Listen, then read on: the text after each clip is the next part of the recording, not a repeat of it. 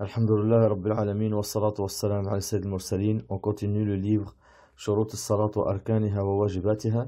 Et Mohammed ibn Abdul Wahhab il dit wa ghasl al-yadayn ila al-mirfaqayn wa masah jami' al-ra's wa minhu al-udhunan wa ghasl al-rijlayn ila al-ka'bayn. Premièrement, il dit wa ghasl al-yadayn ila al-mirfaqayn. On lave les mains jusqu'au coude. Ensuite, il dit masah al-ra's, masah l'ensemble de la tête. Les oreilles en font partie. Il a dit warrajlayni ila al-ka'bayni, et les pieds jusqu'aux chevilles, wat-tartib wal-muwalat. Hadi furud al-wudu, yani l'ordre des membres, wal-muwalat, on va parler. Il nous dit, dalil, c'est que Allah il dit dans le Coran, ya ayyuhalladhina amanu idha qumtum ila as-salat faghsilu wujuhakum wa aydiyakum ila al-marafiq wamsahu bi ru'usikum wa arjulakum ila al-ka'bayn. Ô vous qui avez cru, quand vous allez faire salat, lavez vos visages et vos mains jusqu'au coude et essuyez vos têtes et vos pieds jusqu'aux chevilles. Donc, premièrement, ghasl al-yadayni ila al-mirfaqayn. Premièrement, il faut comprendre que le lavage des mains fait le wudu. Certains, ils lavent du poignet jusqu'au coude. Et ça, le wudu, il n'est pas valable. On doit laver du bout des doigts. Les mains rentrent dans le lavage jusqu'en haut des coudes. Jusqu'en haut des coudes. D'ailleurs, il a été rapporté que Naïm al-Mujmar, il dit رأيت أبا هريرة يتوضأ فغسل وجهه فأسبغ الوضوء ثم غسل يده اليمنى حتى أشرع في العضد ثم يده اليسرى حتى أشرع في العضد ثم مسح رأسه ثم غسل رجله اليمنى حتى أشرع في الساق ثم غسل رجله اليسرى حتى أشرع في الساق ثم قال هكذا رأيت رسول الله صلى الله عليه وسلم يتوضأ. Et le hadith il est dans Sahih Muslim. Ça veut dire que Naïm al-Mujmar, il dit, j'ai vu le prophète sallallahu alayhi wa sallam, j'ai vu Abu Huraira faire le wudu. Il a lavé donc son visage, ensuite il a lavé sa main droite, jusqu'à ce qu'il il a dépassé le coude, il a commencé à rentrer yani l'adud, ça veut dire au niveau des biceps pratiquement. Il a plus haut que le coude jusqu'à il est arrivé au niveau des biceps, yani, biceps et triceps. Donc, ensuite, il a lavé la main gauche, il a fait la même chose. Ensuite, il a essuyé sa tête. Ensuite, il a lavé le pied. Il a dit jusqu'en haut de cheville. Il est monté beaucoup plus haut que la cheville. Il a lavé son pied droit comme ça, son pied gauche comme ça. Et Abu Huraira radhiyallahu anhu, il dit, c'est comme ça que j'ai vu le prophète sallallahu alayhi wa sallam arriver faire le wudu. Donc, et autre chose, il y a ijma' al-ulama dessus. Il y a le consensus des ulama, comme quoi les coudes doivent être lavés. Et que si tu ne laves pas ton coude, ton wudu n'est pas valable en réalité. Par conséquent, il y a déjà une petite erreur que beaucoup ils font, c'est que quand ils n'arrivent pas à lever leur manche jusqu'en haut des coudes, ils lavent jusqu'à la moitié du coude et ils ne lavent pas jusqu'en haut du coude. C'est-à-dire que la moitié du coude n'est pas lavée. Il faut comprendre que le wudu n'est pas valable dans ce cas-là. Ensuite, remarquez que Mohammed ibn Abdul Wahhab il dit wa masah jami' al-ra's, et il essuie l'ensemble de sa tête.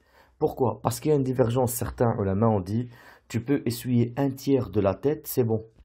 Et ils ont pris quoi comme dalil? Le résumé, c'est qu'ils ont dit le prophète sallallahu alayhi wa sallam une fois, il avait l'imam et il n'a pas pu l'enlever, il a essuyé que le devant de sa tête, un tiers de sa tête, et les deux autres tiers de la tête, il a passé par-dessus l'imam. Ils ont dit par conséquent, essuyer un tiers de la tête, ça suffit. En réalité, le hadith que eux-mêmes ont pris comme dalil pour essuyer un tiers de la tête est contre eux. Pourquoi? Parce que s'il suffisait de essuyer qu'un tiers de la tête, le Nabi sallallahu alayhi wa sallam, il n'aurait pas passé le reste pour essuyer la tête sur l'imam. Mais il a passé sur l'imam parce qu'il ne pouvait pas l'enlever. Et ça prouve qu'en fait, il faut passer sur toute la tête. D'ailleurs, il n'a jamais été rapporté que le prophète, sallallahu alayhi wa sallam, il a essuyé qu'un tiers de la tête, c'est tout. Jamais. Attention, l'imama, tu peux essuyer dessus à condition qu'elle soit muhannaka. Ça veut dire elle tourne autour de la tête et du cou et elle est attachée. Tu ne peux pas l'enlever. Sinon, tu dois essuyer la tête en entière. Alors, comment on essuie la tête? Les ulama, ils ont dit yabda بيديه من مقدمه ثم يمرهما إلى قفاه ثم يردهما إلى مقدمه. Ça veut dire tu commences par le devant de la tête, là où poussent les cheveux, tu vas jusqu'à là où s'arrêtent de pousser tes cheveux derrière. Ensuite, tu reviens avec tes mains. D'accord? Où est le dalil?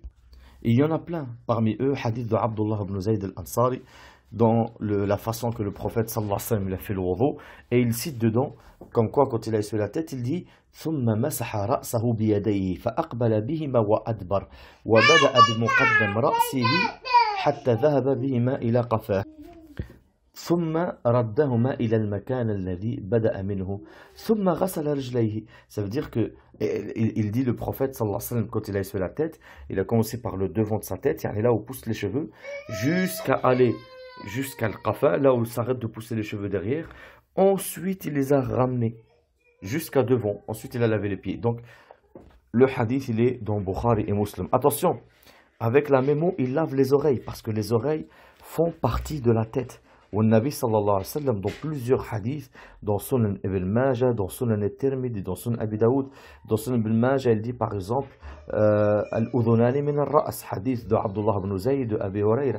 Dans un Sunan al-Tirmidhi, hadith de Abi Umama, il dit أبي أمامة il dit قال توضأ النبي صلى الله عليه وسلم فغسل وجهه ثلاثا ويديه ثلاثا ومسح برأسه وقال الأذنان من الرأس الأذنان من الرأس. D'accord, donc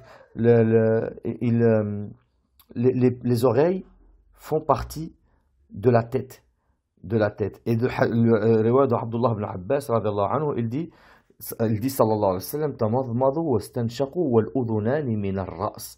Les oreilles font partie de la tête. Donc comment on lave les oreilles? Il a été rapporté dans un hadith authentique comme quoi le Nabi mettait sababa, les index, dans le trou des oreilles, avec les pouces le derrière des oreilles, et avec les index le ventre des oreilles, c'est-à-dire la face, pas la face cachée, la face apparente des oreilles, mais la face cachée, c'était avec les pouces. Donc index, pouce, index. Et donc je répète, il ne prend pas une autre eau pour laver ses oreilles. Il prend avec la même eau, c'est-à-dire il fait la tête et ensuite directement, il lave ses oreilles directement, comme on vient d'expliquer. Ensuite, il lave ses pieds, comme on a dit, jusqu'en haut des chevilles. Attention, c'est une sunna de laver entre les orteils, de laver les orteils et entre les orteils. Il a été rapporté dans Sahih Abi Daoud que le prophète sallallahu alayhi wa sallam, il dit إذا توضأت فأسبغ وضوءك وخلل بين أصابعك. Quand tu vas faire le wudu, fais bien le wudu, yani, et lave entre les doigts. Et bien sûr, il parle ici des doigts des pieds et les doigts des mains. Et comment on sait que les doigts des pieds et des mains? Parce que le hadith, la riwaya de Abdullah ibn Abbas, il a dit سأل رجل النبي صلى الله عليه وسلم عن شيء من أمر الصلاة فقال له رسول الله صلى الله عليه وسلم خلل أصابع يديك ورجليك يعني إسباغ الوضوء. Et ça, c'est une obligation.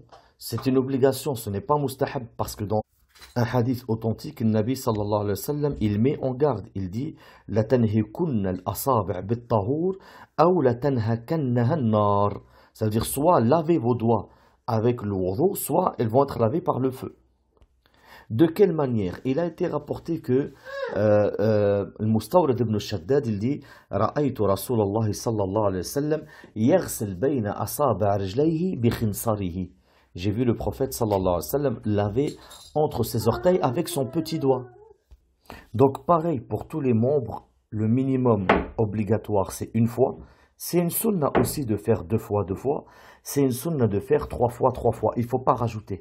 Car le Nabi sallallahu alayhi wa sallam, il a lavé 3 fois et il a dit هذا الوضوء فمن زاد على هذا فقد أساء أو تعدى وظلم. Ça veut dire ça c'est le wudu, celui qui rajoute, il a mal fait et il a fait une injustice. Donc il ne faut pas rajouter. Ça veut dire que même si tu as oublié, tu as fait 2 ou 3, c'est pas grave, tu t'arrêtes à 2. C'est ça sunna. Est-ce que tu essuies avec la serviette? Si tu veux. Certes, une des femmes du prophète sallallahu alayhi wa sallam, je ne me rappelle plus c'est laquelle, et je crois c'est Maïmouna peut-être, où le prophète il a fait le ghusl et elle dit comme quoi فناولته المنديل فلم يأخذه وجعل ينفض الماء عن جسده. Elle lui donne la serviette, il ne l'a pas pris, et il a commencé à enlever l'eau de son corps avec sa main. Mais en réalité, dans d'autres hadiths, le Nabi, il s'essuyait avec une serviette ou avec un chiffon, etc. Hadith de Aïcha radhiyallahu anha, elle dit كانت لرسول الله صلى الله عليه وسلم خرقة ينشف بها بعد الوضوء. يعني النبي il avait une serviette avec laquelle il s'essuyait après le wudu. Et même un hadith qui est dans Sahih Ibn Majah de Salman al-Farisi qui dit أن رسول الله صلى الله عليه وسلم توضأ فقلب جبة صوف كانت عليه فمسح بها وجهه. يعني il avait une sorte de comme une sorte de qamis en sauf et il s'est essuyé avec. Il a essuyé son visage avec. Donc ce n'est pas interdit de s'essuyer avec la serviette. Et attention, il y a des choses aussi que je tiens à préciser. C'est que certains frères, quand ils font le wudu, ils dépensent plus d'eau que quelqu'un qui va faire le ghusl. Le Nabi sallallahu alayhi wa sallam, il faisait le wudu avec un moud. Et il faisait le ghusl avec un sa'. D'ailleurs, il le dit lui-même. D'après Uqayl ibn Abi Talib, عن النبي صلى الله عليه وسلم قال يجزئ من الوضوء المد من الماء ومن الجنابة الصاع. فقال رجل ما يكفيني. فقال جابر قد كفى من هو خير منك. يعني جابر بن عبد الله quand il dit ce hadith là, il dit que le Nabi sallallahu alayhi wa sallam, il dit un moud, il suffit pour faire le wudu et un sa' il suffit pour le ghusl. Un homme il dit moi ça me suffit pas. Jabir ibn Abdullah il dit قد كفى من هو خير منك. Ça suffit à quelqu'un qui est meilleur que toi. وأكثر شعرا. Et en plus il avait plus de cheveux que toi et c'est le prophète sallallahu alayhi wa sallam. C'est interdit de faire l'israf. Et il est interdit de dépenser de l'eau, vraiment, laisser le robinet couler à fond, etc. Même beaucoup de ulama, ils ont dit carrément c'est haram. Ils laissent le robinet couler à fond, etc. Il a été rapporté un hadith, malgré les chaînes de transmission, mais finalement, Cheikh al-Albani, il a dit qu'il était Hassan. Comme quoi, Abdullah ibn Amr, il dit comme quoi, أن رسول الله صلى الله عليه وسلم مر بسعد وهو يتوضأ فقال ما هذا الصرف؟ فقال أفي الوضوء إسراف؟ قال نعم وإن كنت على نهر جار. Ça veut dire, il a dit c'est quoi toutes ces dépenses de l'eau? Et il lui dit, mais est-ce qu'il y a de la dépense quand on fait le wudu? Yani on doit faire un petit peu, avec un petit peu d'eau du tout, ou ça ne veut pas qu'on dépensait l'eau. Yani. Il lui a dit oui, il y a une dépense, yani, le gaspillage. Plutôt, qu'est-ce que c'est ce gaspillage? Et il lui dit, est-ce qu'il y a du gaspillage d'eau quand on fait le wudu? Il lui dit oui, même si tu fais le wudu dans une rivière. Et par rapport à une chose que malheureusement on est obligé de la dire aussi, parce que certains y croient que c'est pas une sunna de faire le wudu à la mosquée, qu'il faut absolument le faire chez soi. Si, tu peux le faire à la mosquée le wudu et ce n'est pas du tout une bid'a ou haram ou quoi que ce soit. Il a été rapporté d'après Abi Ya'la comme quoi un homme parmi les compagnons du prophète sallallahu alayhi wa sallam, il a dit hafidtu laka anna Rasulallah sallallahu alayhi wa sallam tawadda'a fil masjid. Et le hadith il est considéré bon par Cheikh al-Albani rahimahullah. Yani comme quoi il dit j'ai appris que le Nabi sallallahu alayhi wa sallam il a fait le wudu dans la mosquée. Après cela, Cheikh Mohammed ibn Abdul Wahhab rahimahullah, il nous parle de tartib. At-tartib, pourquoi? Regarde, Mohammed ibn Abdul Wahhab rahimahullah, il nous dit ibda'u bima bada Allahu bih. Commencez, le prophète il dit commencez parce que Allah il a commencé. Ça veut dire que tu dois commencer comme le verset l'a dit. Laver le visage, laver les mains jusqu'au coude, la tête et les pieds. D'accord? C'est ça l'ordre. Ce n'est pas comme on l'a expliqué la dernière fois, bouche, nez, visage. Tu peux faire visage, bouche, nez, c'est pas un problème. La bouche et le nez font partie du visage. La tête et les oreilles font partie de la tête. L'ordre à respecter, c'est les membres. Visage, bras, tête, pieds. Al-muwalat, ça veut dire que le wudu doit être suivi. Quelqu'un, il fait bouche, nez, visage, il reçoit un coup de fil, il reste une demi-heure au téléphone. Ensuite, il fait bras, tête. On va lui dire, c'est pas bon. C'est pas bon, tu dois tout recommencer. C'est quoi la limite? C'est que les membres, ils sèchent. Tu as fait bouche, nez, visage. Tu as reçu un coup de fil, attends, je te rappelle. Tu peux continuer. Ton visage, il est encore mouillé. Tu as fait bouche, nez, visage. Tu as reçu un coup de fil. Tu restes au téléphone jusqu'à ce que ton visage, il a séché. Bah, tu ne peux pas reprendre à partir des bras. Tu dois recommencer. Les ulama, ils ont pris ça à partir du hadith où le prophète, sallallahu alayhi wa sallam, il a vu un homme qui a fait le wudu et il a laissé un endroit dans son pied l'eau ne l'avait pas touché. Et le Nabi, il ne lui a pas dit lave tes pieds. Il lui a dit recommence le wudu. Il lui a dit irja fa ahsan wudu'ak. Reviens et fais bien ton wudu. Recommence le wudu. Ils ont dit par conséquent, al-muwalat aussi font partie des furud de wudu. Muwalat, c'est que le wudu doit être suivi. Tu ne dois pas l'arrêter. Et la limite, tu ne peux pas arrêter jusqu'à ce que les membres d'avant sèchent. On s'arrête à cela et on continuera, bi'idhnillah, la prochaine fois, la suite du livre. Inch'Allah, subhanakallahumma wa bihamdik, ashhadu an la ilaha illa ant, astaghfiruka wa atubu ilayk.